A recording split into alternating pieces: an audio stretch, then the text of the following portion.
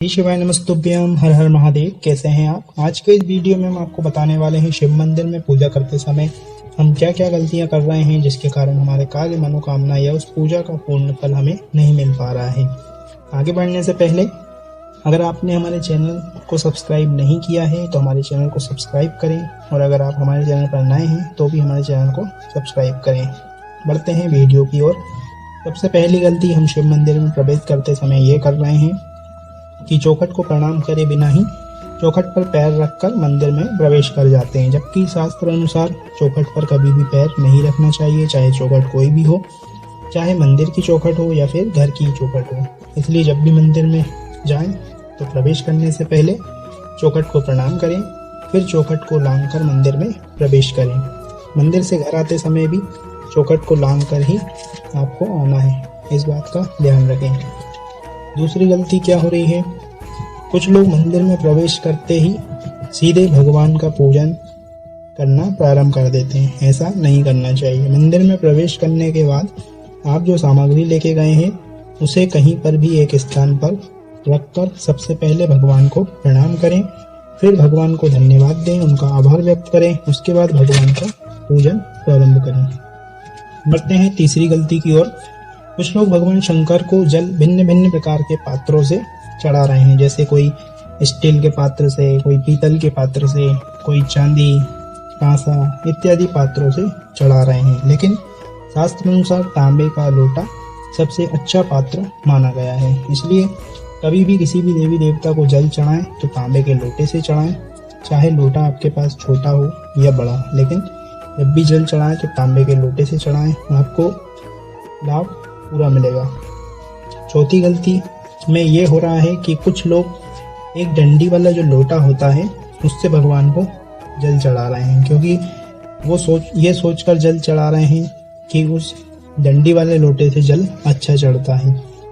डंडी वाले जो लोटा है उसे रामाझारा भी कहते हैं। रामाझारा से किसी भी देवी देवता को जल जब हम चढ़ाते हैं तो उससे हमारे पुण्य नष्ट होते हैं, उससे हमें पुण्य की प्राप्ति नहीं होती है। जो हमने पूजा करी है उसका फल हमें नहीं मिलता है। इसलिए जब भी जल चढ़ाएं तो गोल मुंह वाला जो लोटा होता है, जिसे कलश भी कहते हैं, आप कलश से भगवान को जल चढ़ाएं, आपको पुण्य की प्राप्ति होगी। पांचवी गलती की ओर चलते हैं। शिव जी को जल गलत तरीके से चढ़ाना, ये पांचवी गलती के अंतर्गत है।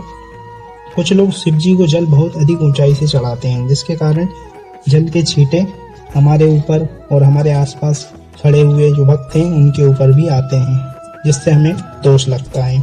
हमें शिव जी को जल धीरे धीरे और इतनी नीचे से चढ़ाना चाहिए कि उस जल के छींटे ना हम पर आए और ना ही किसी अन्य पर। कुछ लोग पूरे लोटे के जल को एक साथ शिवलिंग पर उधेल देते हैं, जो कि गलत है। ऐसा नहीं करना चाहिए।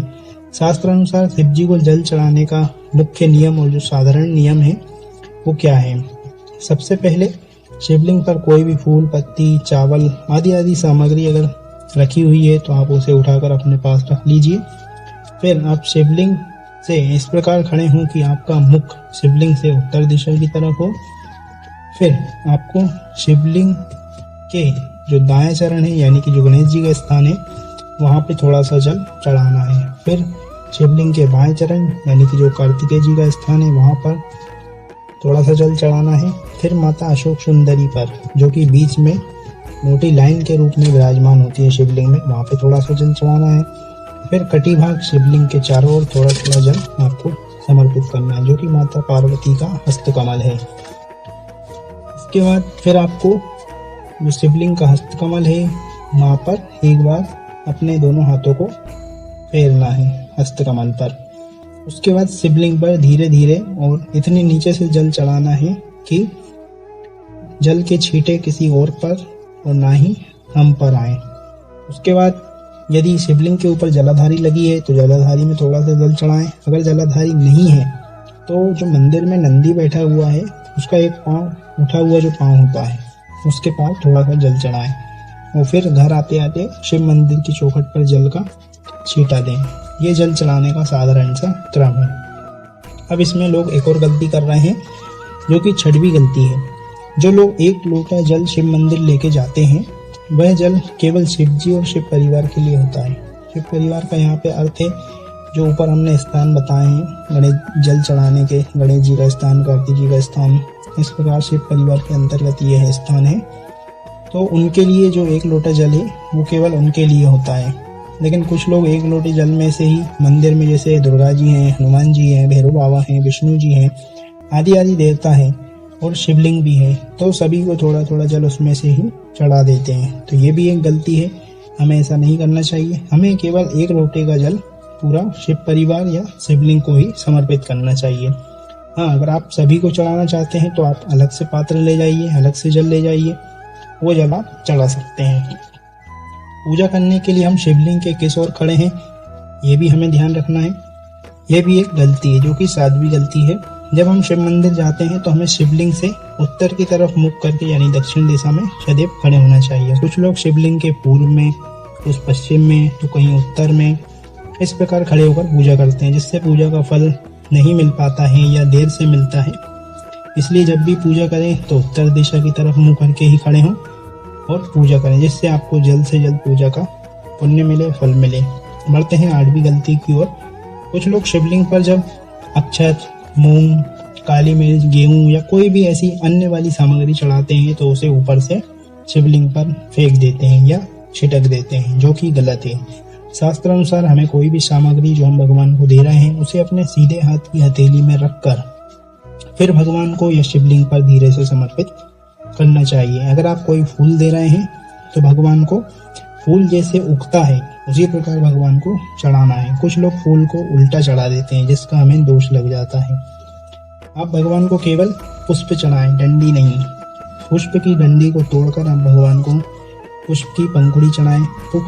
फूल का मुख भगवान की ओर हो और डंडी का मुख हमारी तरफ हो। यदि आपको ये समझ में नहीं आता है तो आप डंडी को तोड़कर केवल भगवान को पुष्प की पंखुड़ियां ही समर्पित कर सकते हैं। बढ़ते हैं 9वीं गलती की ओर। जब हम शिव मंदिर में आरती के लिए या दीपदान के लिए दीप जलाते हैं तो हमें हमारा दीप जो हम लेके गए हैं, चाहे वो मिट्टी का हो या फिर आटे का हो, वो जलाना चाहिए। लेकिन कुछ लोग मंदिर में रखे हुए दीपक में अपने द्वारा लाई हुई बत्ती को ही जला देते हैं और वो सोचते हैं कि हमने दीपदान किया है, दीपक लगाया है। तो ये भी दोष है, इसका हमें पुण्य नहीं मिलता है। कुछ लोग दीपक जलाने के लिए माचिस ले जाना भूल जाते हैं और किसी दूसरे से माचिस लेकर दीप जलाते हैं, तो उसका भी पुण्य आपको नहीं मिलता। यदि आप दीप से दूसरे दीप को जलाते हैं तो उसका भी दोष लगता है, उसका भी आपको पुण्य प्राप्त नहीं होता है। तो आप अपनी स्वयं की सामग्री ही भगवान को दें और उसी से भगवान का पूजन करें। बढ़ते हैं 10वीं गलती की ओर।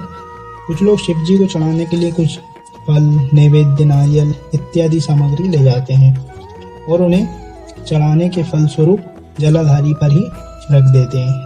तो इसका भी हमें दोष लगता है, ये गलती हमें नहीं करना है।